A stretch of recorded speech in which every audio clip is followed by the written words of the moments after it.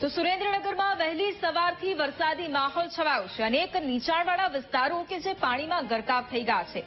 ધોધમાર વરસાદથી ધોળી ધજા ડેમ છલકાઈ ઉઠ્યો છે. ઉપરવાસમાં ભારે વરસાદને પગલે ધોળી ધજા ડેમ ઓવરફ્લો થયો છે. નદીના પટમાં લોકોને અવરજવર ન કરવા માટે તંત્રની અપીલ પણ છે. આ દ્રશ્યો સામે આવ્યા છે કે જ્યાં એક તરફ સુરેન્દ્રનગરમાં વહેલી સવારથી વરસાદી માહોલ છે. આજ મુદ્દે સંવાદદાતા સચિન ફોન લાઈન પર છે. સચિન, એક તરફ સુરેન્દ્રનગરમાં વહેલી સવારથી જ ધોધમાર વરસાદ વરસી રહ્યો છે અને બીજી તરફ ધોળી ધજા ડેમ કે જે ઓવરફ્લો થયો છે. અત્યારે શું વધુ માહિતી?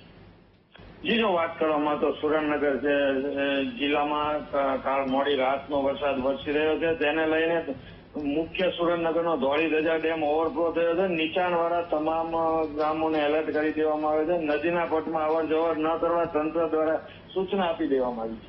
બિલકુલ, આભાર સચિન તમામ જાણકારી માટે.